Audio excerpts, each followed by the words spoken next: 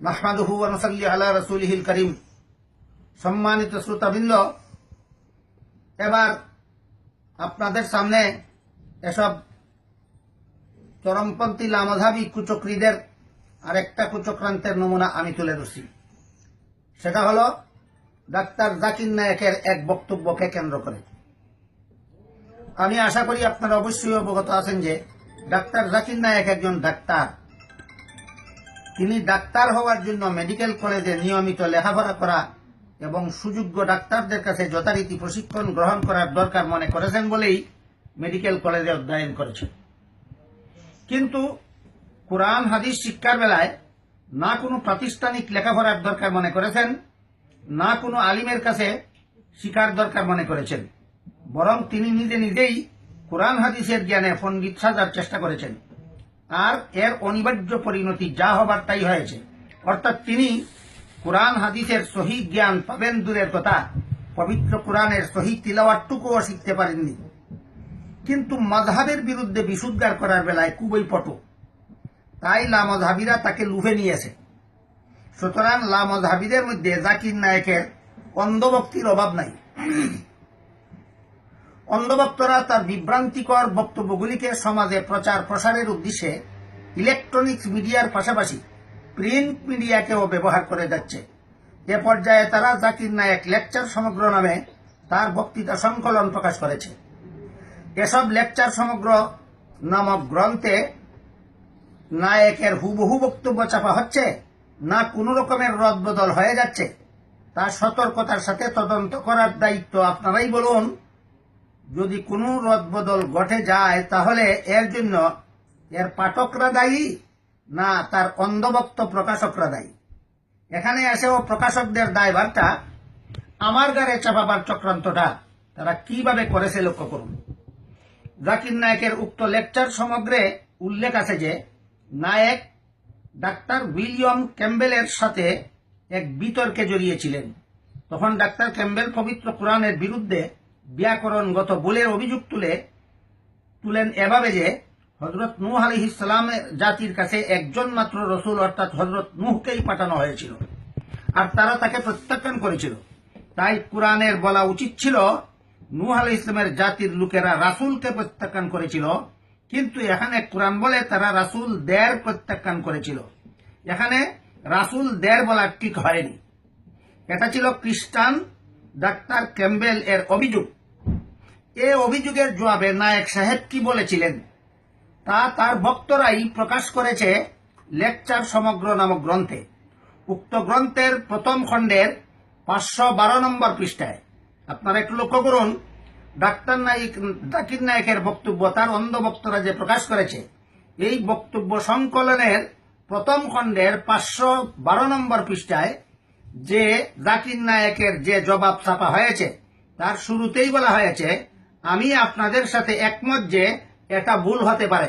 লক্ষ্য করুন, জাকির নায়েকের বক্তব্য প্রকাশ করেছে তারা, যে বইয়ে প্রকাশ করেছে সেই বইয়ে জাকির নায়েকের পক্ষ থেকে বলা হয়েছে, আমি আপনাদের সাথে একমত যে এটা ভুল হতে পারে।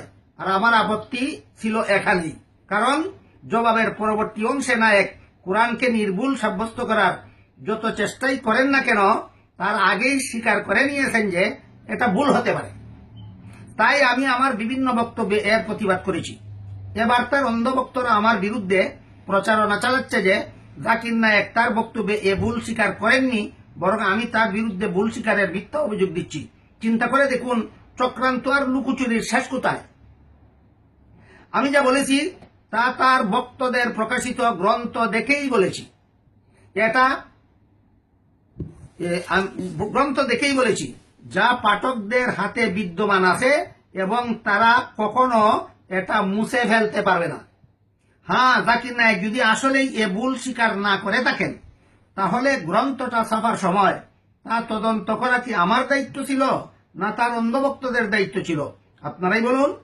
সুতরাং যাচাই না করার অভিযোগ আমার বেলায় প্রযোজ্য না তাদের বেলায় প্রযোজ্য? আমি তাদের ছাপা বই দেখেই কথা বলেছি এবং বইয়ে যা আছে তাই বলেছি। কিন্তু তারা যদি নায়েকের বক্তব্য তদন্ত না করে লিখে থাকে তাহলে এটা কার অপরাধ? নিজের কলঙ্কের দুর্গন্ধ আমার গায়ে ছিটাতে চাও কেন? বানরামি আর কতভাবে করতে চাও? এছাড়া পবিত্র কোরআনের কোনো কথার ব্যাখ্যা করতে গেলে যেসব ইলিম শিখতে হয় সেগুলি শিখা তো দূরের কথা, যে ব্যক্তি পবিত্র কোরআনের সহিত তিলাওয়াতটুকু শিখল না, এমন ব্যক্তি যদি কোরআন নিয়ে নাক গলাতে যায় তাহলে তার ব্যাপারে হাদিস শরীফে রাসূল কি বলেন একটু দেখুন তো। এ মর্মে এক হাদিসে আল্লাহ রাসূল বলেন, মান কালা ফিল কুরআনি বিগাইরি ইলমিন ফালইয়াতাবাওয়া মাকআদাহু মিনান নার, রাওয়াহু তিরমিজি। অর্থাৎ যে ব্যক্তি ইলিম না শিখে কোরআন নিয়ে কথা বলে সে যেন জাহান্নামে নিজের ঠিকানা করে নেয়। এটা তিরমিজি শরীফের বর্ণিত হাদিস। অন্য হাদিসে রাসূল বলেন, মান কালা ফিল কুরআনি বিরাইহি ফাআসাবা ফাকাদ আখতা। অর্থাৎ যে ব্যক্তি কোরআন নিয়ে মন গড়া কথা বলে সে সঠিক বললেও ভুল বলল। এটাও তিরমিজি শরীফের হাদিস। প্রথমোক্ত হাদিসে বিগাইরি ইলমিন বা ইলিম না শিখে বলতে কি বোঝানো হলো, এর ব্যাখ্যায় মিশকাত শরহে মিরকাতে উল্লেখ আছে যে কোরআনের তাফসীর করার যোগ্যতা অর্জনের জন্য যে 15টা ইলিম শিখার দরকার সেগুলি বোঝানো হয়েছে। এই 15টা ইলিম না শিখে যারা কোরআনের ব্যাখ্যা করতে যায় তাদের ব্যাপারে রাসূল বলেন যে তোমরা নিজেরাই নিজেদের ঠিকানা জাহান্নামে সাব্যস্ত করে নাও। অর্থাৎ সেই 15টা ইলিম না শিখে যে ব্যক্তি কোরআনের কোনো কথার ব্যাখ্যা করতে যাবে সে জাহান্নামী হবে।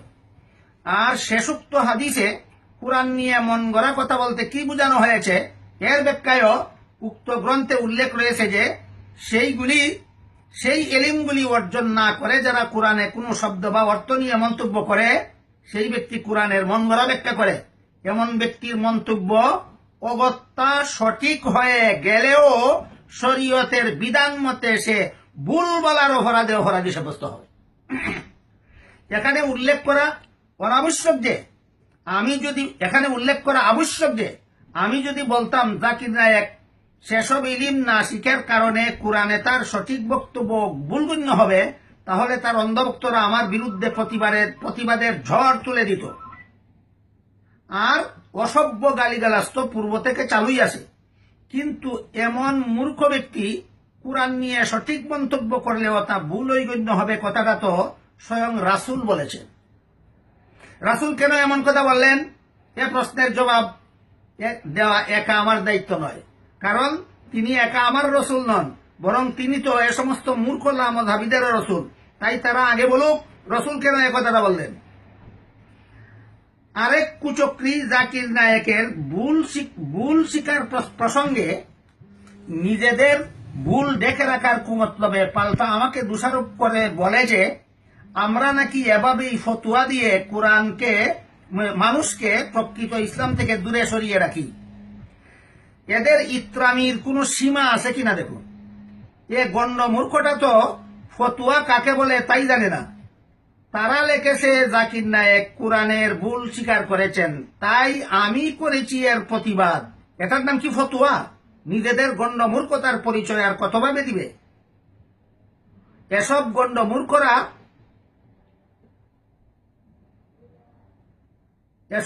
মূর্খরা আছে প্রকৃত ইসলাম নিয়ে, যারা ফতুয়া কাকে বলে তাও বুঝে না।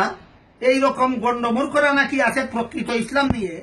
আর যেসব আলিমগণ জীবনের একটা অধ্যায় ব্যয় করেছেন যথাযথ ইলিম শিখার জন্য আর বাকি জীবনটা বিলীন করে দিচ্ছেন সহি ইলিম শিক্ষাদানের জন্য, তারা মানুষকে প্রকৃত ইসলাম থেকে দূরে সরিয়ে রাখেন।